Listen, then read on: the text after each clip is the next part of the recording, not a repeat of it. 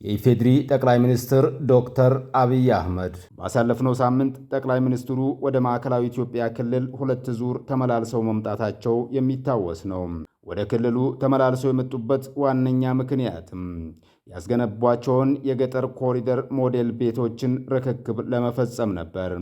ይሁን እንጂ በርክክብ ስነ ስርዓቱ ለየአካባቢው አስተዳደሮች ተጨማሪ የቤት ስራዎችን ሰጥተዋል። በዚሁ መሰረት ስልጤ ዞን ሁልባራግ ወረዳ ወራበት ሻማ ቀበሌ ላይ ተገኝተው ባደረጉት ውይይት ለስልጤ ዞን ዋና አስተዳዳሪ አቶ ዘይኔ ቢልካም በቀጣዮቹ ወራት 1000 ተመሳሳይ ቤቶችን እንዲያስገነቡ ቆፍጠን ያለ አቅጣጫ አስቀምጠዋል። በዚሁ አግባብ በዞኑ የሚገኙ የብልጽግና ፓርቲ እጩ ተመራጭ አመራሮች እያንዳንዳቸው ቢያንስ 10 ቤቶችን ካላስገነቡ ህዝቡ እንዳይመርጣቸው የሚል መልእክት አስተላልፈዋል።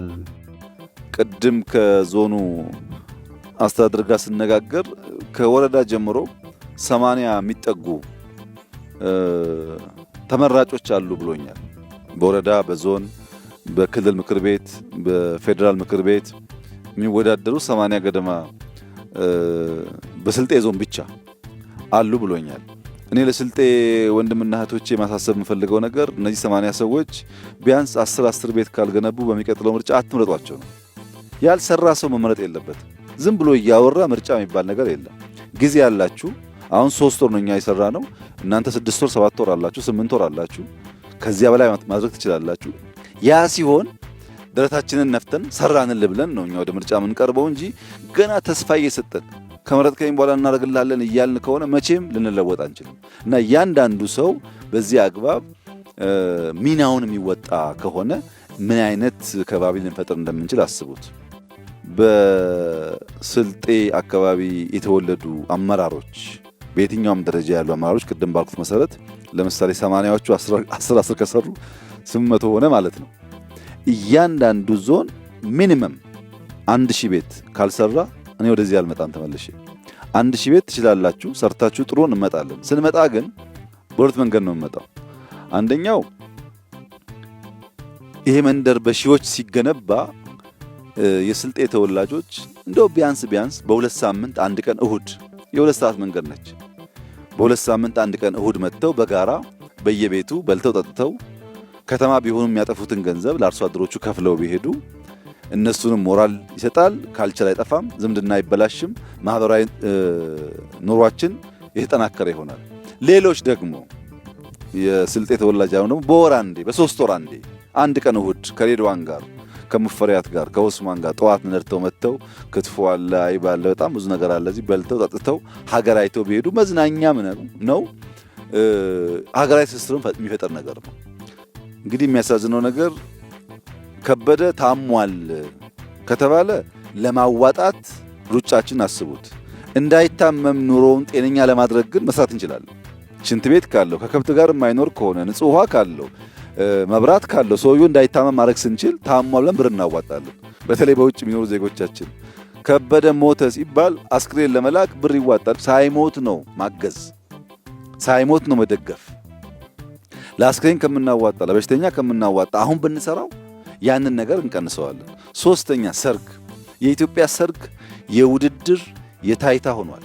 የኢትዮጵያ ሀዘንና ለቅሶ ቤት የታይታ ለቅሶ ቤት እኮ ሰርግ ነው። ቁርጥ የሚበላበት ነው። ቢራ የሚጠጣበት ነው።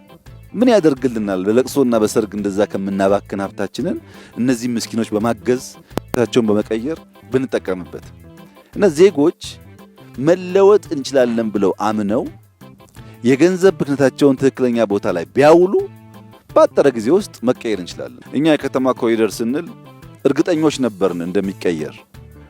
ሳናስብበት ዘለን የገባንበት ጉዳይ አይደለም። ብዙ መክረን ከወረዳ በላይ ያሉ ሰዎች አሰልጥነን በጉዳዩ ተወያይተን ሀብት የምናገኝበትን መንገድ አስበን ከተማ ጀመርን። አሁን ይሄ ስራ ሲጀመር ድንገት የመጣን ይመስለው ሰው አለ። ድንገት አልመጣን። ስናጠና ዲዛይን ስናሰራ ቆየን። ዋናው ጭቅጭቃችን የነበረው ከስራው በፊት አንደኛ ከ3 ወር ባነሰ ያልቃል ወይ ነው። ሁለተኛ አብዛኛው ማቴሪያል ሎካል ይሆናል ወይ? ከሆነ ቦታ መተን ብንሰራው አይቀጥልም። እንዳያችሁት ነው ጭቃው 90% አፈሩ ሁሉም ቦታ የሚሰራው ሎካል ነው። የሀዲያውም ሀዲያ ነው፣ የከምባታውም ከምባታ ነው፣ የሐላባውም ሐላባ ነው። ሌሎች ክልሎችም ካለ እንደዚሁ እዚህም ስልጤ ያየ ነው እንደዚያ ነው። ሎካል ማቴሪያል ተጠቅመን ወጣቶች አሰልጥነን ይህንን ቤት የምንሰራ ከሆነ ስራ እንፈጥራለን፣ የጸዳ ኑሮ ዘዬ እንከተላለን፣ የሰው ፍልሰት እንቀንሳለን። እኔ እርግጠኛ ሆኜ የምነግራችሁ በገጠር እንደዚህ አይነት ህይወት ካለ ብዙ ሰው ከተማ የሚመኝ አይመስለኝም። በተለይ መንገድ ኖሮ በቀላሉ መጓዝ የምንችል ከሆነ ሰው ምን ያደርጋል ከተማ ውስጥ? በከተማ እኮ ቆሻሻ ነው ብዙ ነገር፣ አየሩም ድምፁም አያስተኛም፣ ረባሽ ነው። እዚህ ይሻላል እና ይህንን ነገር ማስፋት የፖለቲካ ስራ አናድርገው።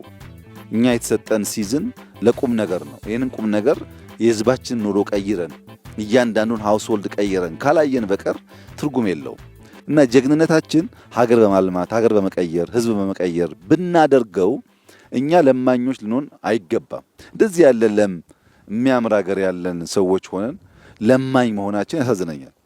እኔ ለእናንተ እዚህ ላላችሁ ሰዎች ያለኝ መልእክት እንግዲህ 3 ወር የተባለው እኛ መምጣት ስላልቻልን ነው እንጂ ከወር በፊት አልቋል ስራው። በነበረው ፕሮግራም የተጨናነቅ ነው። 2 ወር 3 ወር ውስጥ እንደዚህ ያለ መንደር መስራት ይቻላል።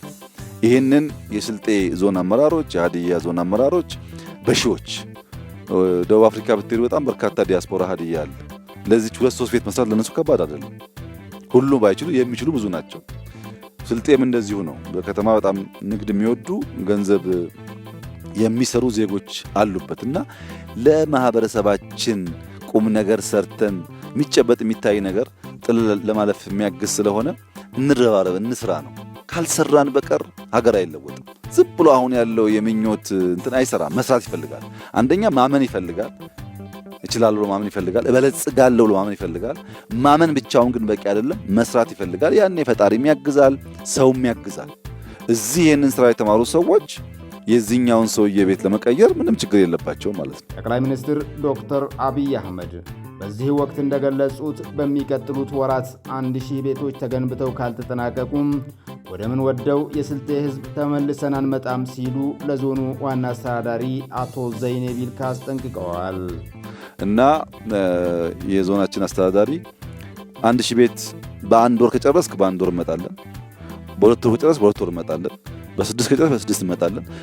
እኛ ግን ስራው ሳይሰራ ዳግም የምንወደውን የስልጤ ህዝብ የምናይበት እድል የለም ማለት ነው።